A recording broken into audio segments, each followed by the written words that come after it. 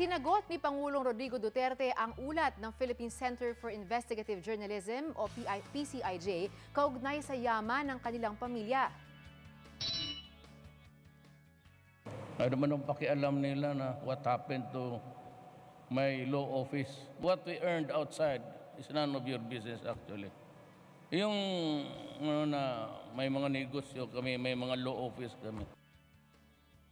Ayon pa sa Pangulo, may minana siyang pera mula sa kanyang ina.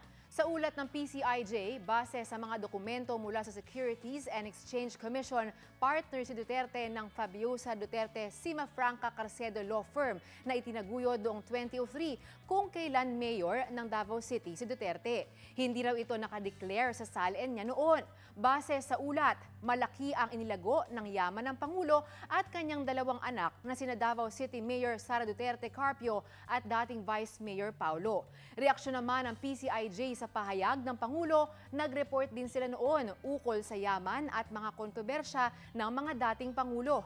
Ang mga data na ginamit sa ulat, galing, sabi ng PCIJ, sa deklarasyon ng mga Duterte ng kanilang mga SALN at mula sa official government records. Ginawa raw nila ang lahat para hingin ang panig ng mga Duterte.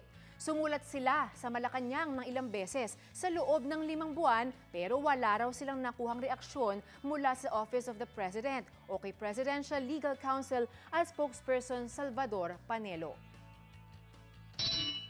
Tinawag namang fake news ng Bureau of Immigration ang claim ni Zian Gaza na nakaalis daw siya sa Pilipinas kahit pa may 3 warrant of arrest. Sa FB post ni Gaza na nag-viral, ikinwento ng negosyante kung paano raw niya nalusutan ang mga immigration officer. Paliwanag ni Immigration Spokesperson Dina Sandoval, kapag may warrant of arrest o hold departure order ang isang tao, automatic na hindi siya papayagang makalabas sa bansa. Tinawag niyang preposterous ang kwento ni Gaza.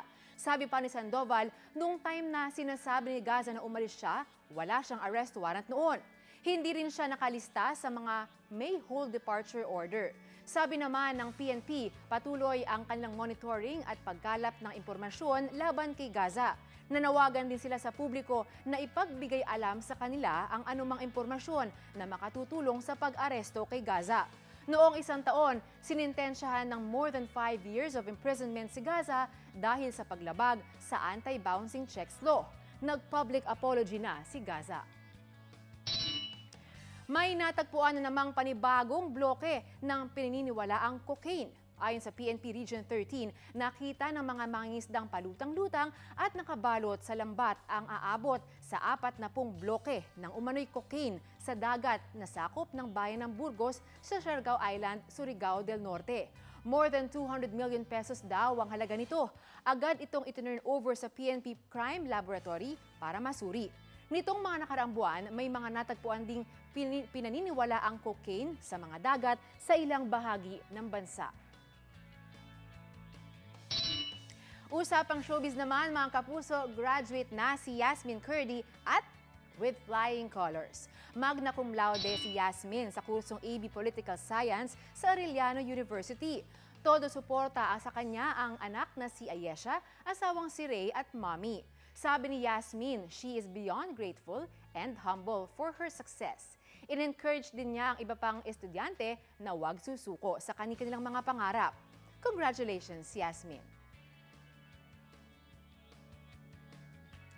Sa isang pahayag, sinabi ni Senador Nancy Binay na dapat may total ban sa mga Chinese laborer and worker sa Pilipinas. Dahil aniya sa mga Chinese, nawawala ng employment opportunities ang mga Pilipino.